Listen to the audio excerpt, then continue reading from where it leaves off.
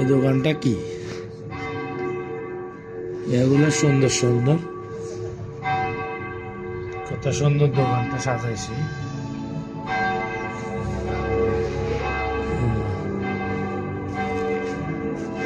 lighting,